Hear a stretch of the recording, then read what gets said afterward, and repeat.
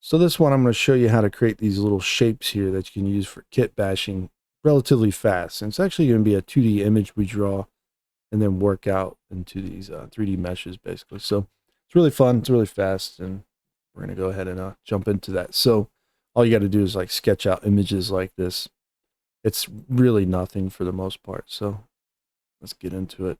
Here in Krita, we're just going to use a template that's like pretty decent resolution. It doesn't have to be too crazy.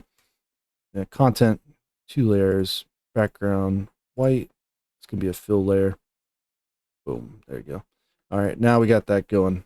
This new layer here, we can just draw on. You can make a square brush if you want, or you could use like a hard round brush. The only thing with hard round brush is if you use it large, it's going to have these like rounded corners or edges. So the square one, you'll have more squared up ones, which is nicer. And so if you want to make that, you can just go to brush tip, square, right? Gaussian square. And you might change opacity, flow off, size off. I'll use none of that. And you can just use a line tool now. Hold shift and you can start sketching with it. If you want to use a brush, you can still use this, but curves don't hold up well. All right. So that's the main thing there. They do come in, but they tend to look bad and you have to rework them anyways. So you can play around with that if you want. But all we're going to do is these lines, and we can use the fill tool. Boom. And so we can start working out a shape relatively fast like this, creating all kinds of interest very easily. Do some edges, double up your edges, little angles to them. You see where we're going with it? We can do this all day long. You want to be kind of precise with this, though. You don't want to get too carried away and have too many discrepancies, because like slight angle changes and stuff can really show up very quickly, basically.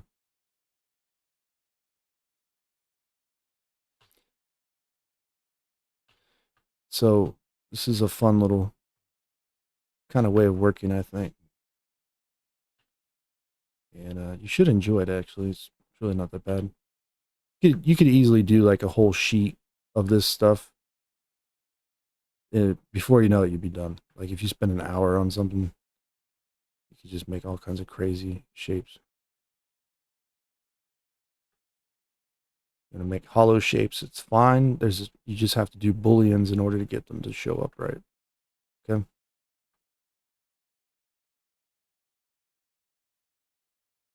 Trapezoids, triangles, squares.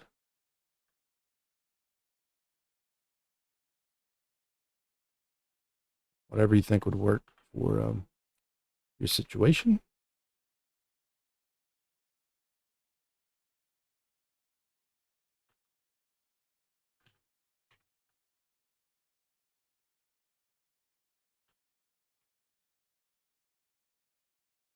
Got that going now. All right, let's just use what we got. We'll go ahead and crop these. Control Shift S. We will save to desktop in this case. We'll do a PNG file. And I'm just going to create a third one here. Save it. Okay, so in Blender, it's a little bit of an order to how you do this, but what we're going to do is Shift A, create reference, select our image, grab it, just hit Alt G, Alt R if you need to, center it up. Doesn't really matter if it's in the center, you can do it out here. And well, you can see kind of an issue here, maybe. That fill did not take effect correctly, did it? Let's go back a second. I didn't realize that happened. Use the fill bucket, grow by 1, click. All right, click, done. Get rid of that. I don't want any small discrepancies like that, but okay. You'll see that one gets kind of weird probably. Resave it. The third one. Go back to Blender. We should be able to just reload this. Let's go to the texture tab, just click open, open.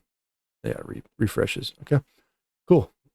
Now, in object mode, grab this, right click. You should be able to convert it to, or trace image to grease pencil. Okay, so do that. Default settings should work okay. Just click OK. Might look a little bit bad at first. That's okay. It probably won't be bad. This we can hide, press H. This here doesn't work as a grease pencil very well, but convert it to a mesh and we'll get this. Okay. Go into edit mode, select all this, go to mesh, clean up, and we're going to do a limited dissolve. Press 1 before we do this, or go to vertex selection. Mesh, clean up, limited dissolve. We'll see what's happening here. We can tweak this value around until we clean it up, right? The only problem is if you go too far with it, you're going to start messing up your shapes, right? But you can get most of it cleaned up pretty well. So it's not really a big deal.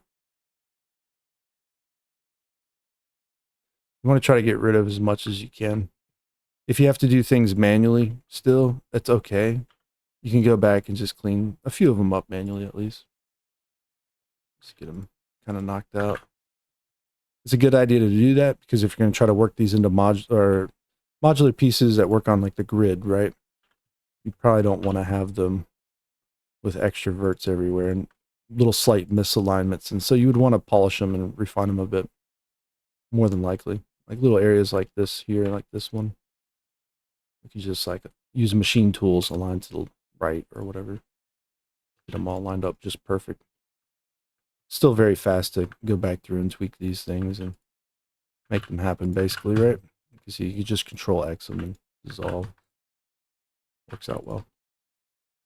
It's like you can do this whole section. Just bam. Got a double, get rid of it. You can also maybe try running the machine tools cleanup feature after you fill it. It might work to get rid of some of it as well. Doing it while it's all like this won't work. Anyways, we got it going. So we can press A, F, fill it. You can see it looks wrong, but it's not. The only thing here is that this one, like all these ones over here, right? We're going to select all those. Get a hold of them. P, separate selection real quick. We're going to select all of these here. And what we can do is we can extrude like these ones first, maybe. Just extrude them up. Grab these ones here. Select A, E, extrude up. Sometimes the normal's coming backwards. You got to be careful of that. If you don't have backface going on, you won't see that. So, but A, Alt, N, flip, done. Okay. You want to try running machine tools cleanup feature? Good. You can do that real quick. Just to make sure they're good to go, because you can do the Boolean now in mass, basically.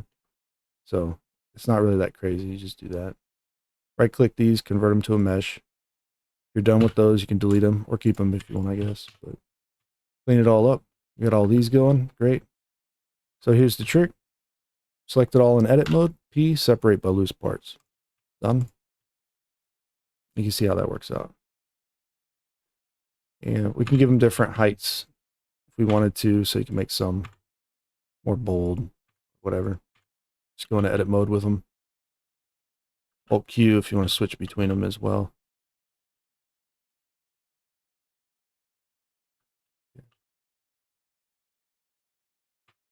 Now we have some pieces, but they're not really super interesting because they're just silhouettes more or less, right? You can keep editing them here at this point as well if you wanted to go in and do some alignments still, right?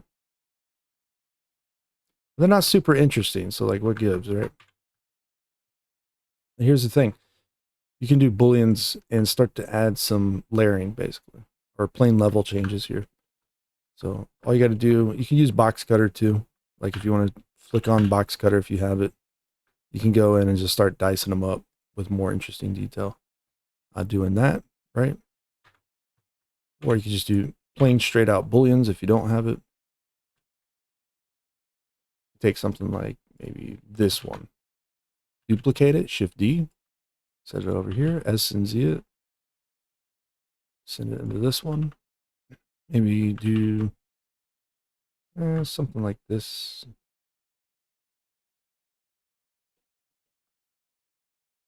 do a Boolean subtraction.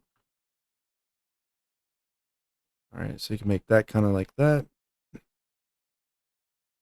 Maybe use box cutter, do a big section like this.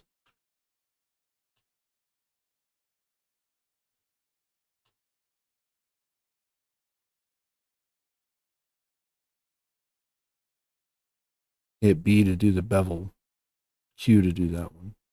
And we're not using any segments, so it's more like a chamfer. Okay. And yeah, basically you can go through and start spicing them up at this point. That's all that's going on here.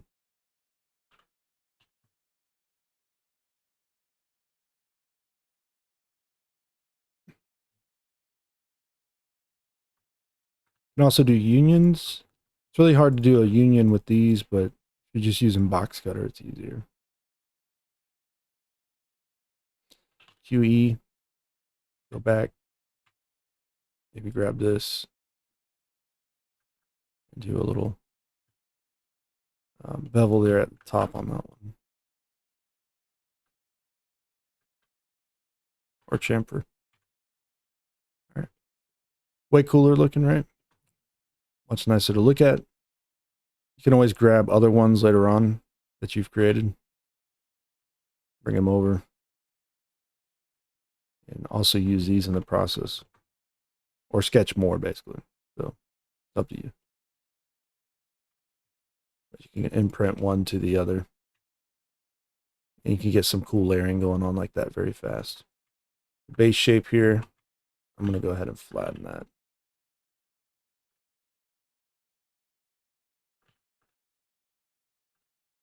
Real quick, like.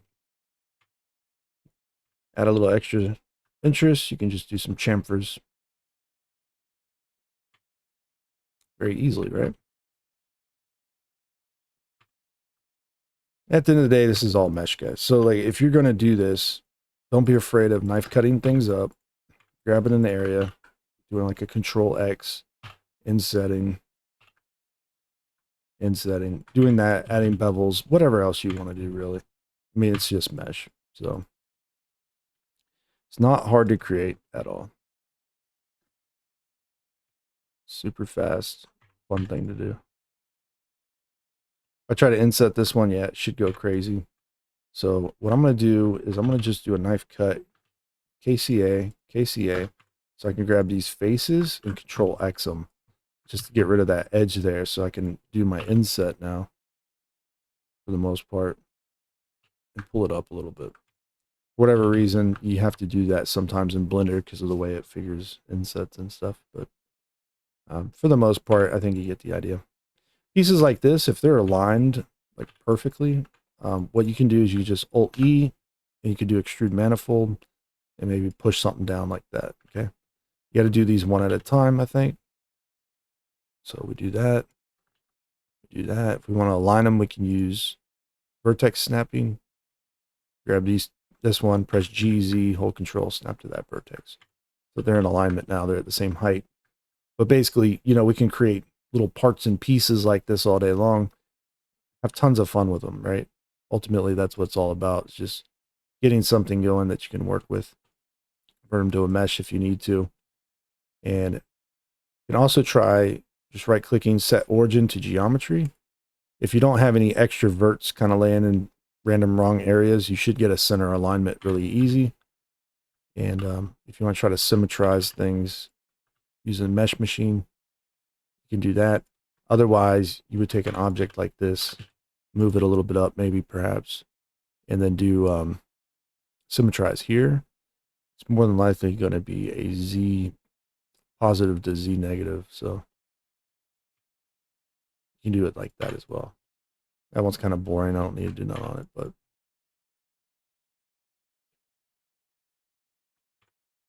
this one definitely needs some more interest added to it, but I think you get the idea at this point. Keep the ones that work, spice up the ones that are too simple, and then you start building out this little kit of parts and pieces, basically, that before you know it, you can just run with these and start making all kinds of fun stuff out of them, right? Like using them like little modular pieces. Maybe do like grid snapping. Should be center aligned. This should work okay. And then start working off of them from there. I don't know what I'm doing here as far as this piece goes, but it's interesting to say the least.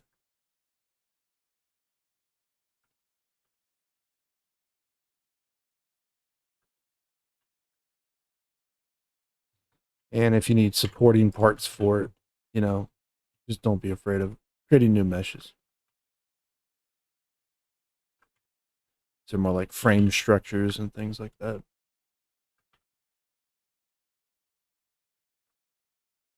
So yeah, maybe we do something like that. Maybe this is just like a decorative piece in a building or something, and it's supposed to be. Let's put the origin point back here on this vertex, maybe.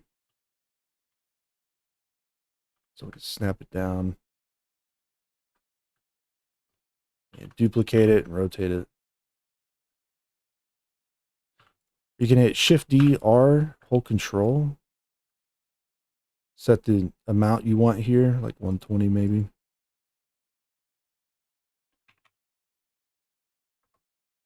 And just hit Shift R again.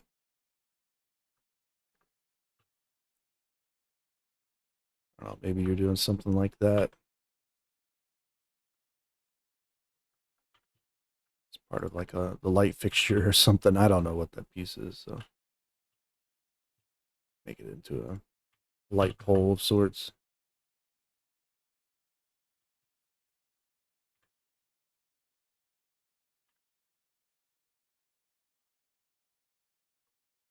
It'd be kind of interesting that way, right?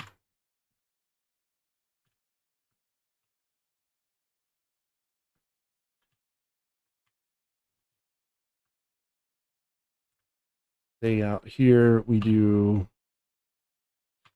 Yeah, let's make sure we're in edit mode for this. I'm going to do a cursor to select it and create just like a cube, maybe. Just scale it down. Something like a light. See, these ones, so this is one object. These ones here, we can grab, shift select this one, Control L, and link object data. I'll update those ones, right? So now they're all like combined together, attached to each other. So if I edit one, it edits all of them. Add a loop cut. Weird.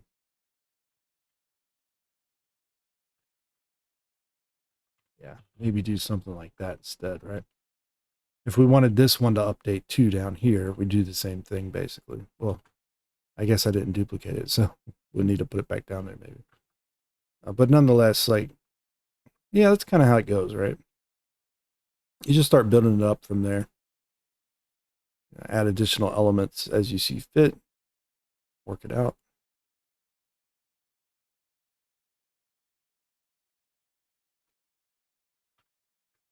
Why would have this set up like this? I don't know. No idea. Maybe it's part of like a futuristic highway system or something.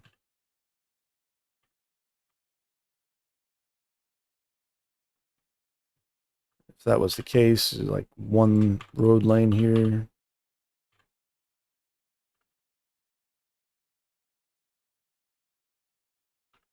Maybe that's over on the side. Maybe it doesn't have three of them, just one.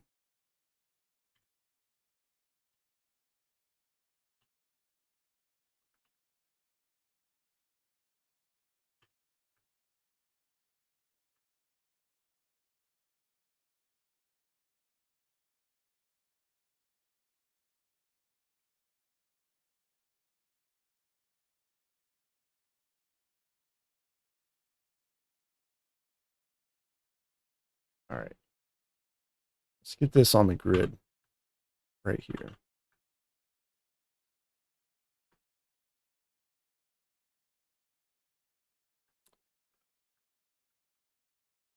Okay, see what it's doing now. All right.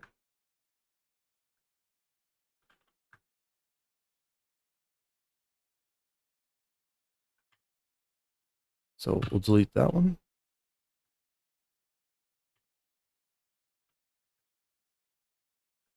To model things first and then make them modular later. Like that's the main thing. So like we got like a modular piece now potentially. And then later on, this is what gets reused over and over and over again. If we can get it to snap correctly, but because it's a group, it's not going to. Like there's a bunch of things we have selected anyways. So we'll shift select this one last, duplicate, and when we snap, we want to use an active element, okay? So it should snap. Not that one, it's in here, active right here. Okay, always get that mixed up, but there. Now we go. And that's pretty much creating things modularly 101. You need one extra to put at the end there. I don't need one on every one of them. Delete that one and that one. All right. So now we have a roadway or highway or something. Doesn't look crazy impressive with a random object colors usually.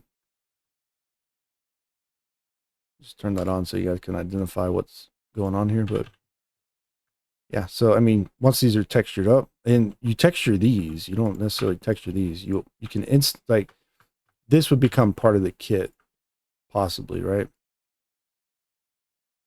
And so, like this piece would also become part of the kit. You'd end up with something like that, anyways.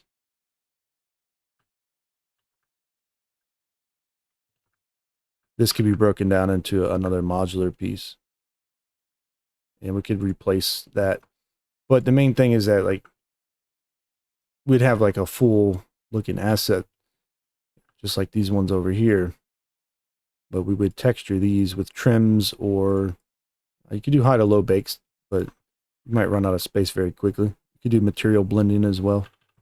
So it depends on what you need out of your project, but that's the main idea, is you start just creating little part after part and piece. Before you know it, you're blocking out, doing almost a detail block out of an environment, right? Rather simply. Okay, so last little tip here.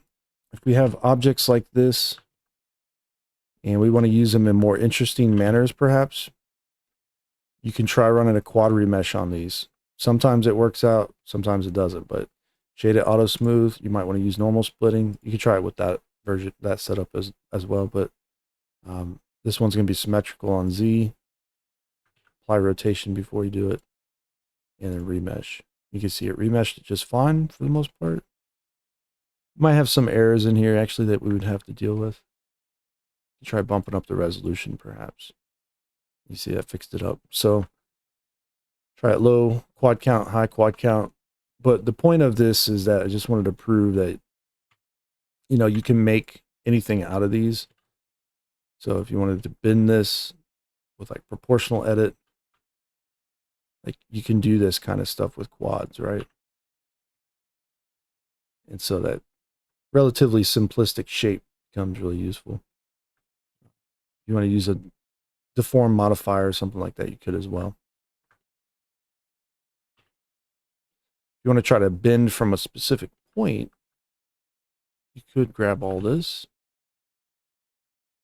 find the area you want to bend from, switch to active element, maybe turn proportional edit off for a second. You could try doing something like this as well, right? That's a possibility.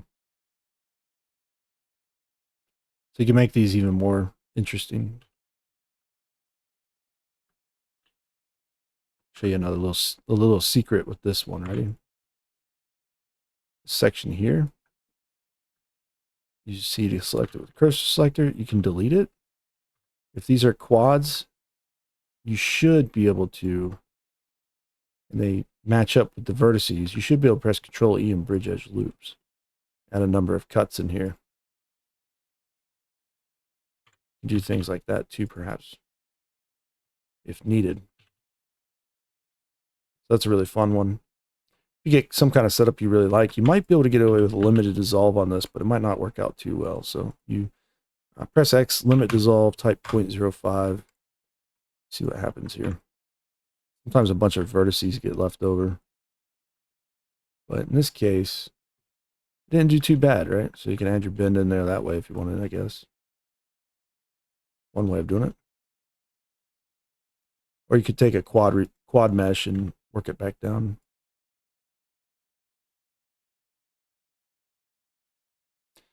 See, as I'm trying to break all those down, I might be losing my bend over here too.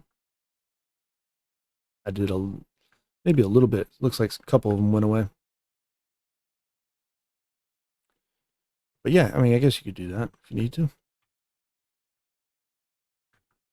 All right, but ultimately, I'll leave it up to you and what you're going to create, how you're going to create it, but some couple little tricks for you anyways, right? See you in the next one. Take care.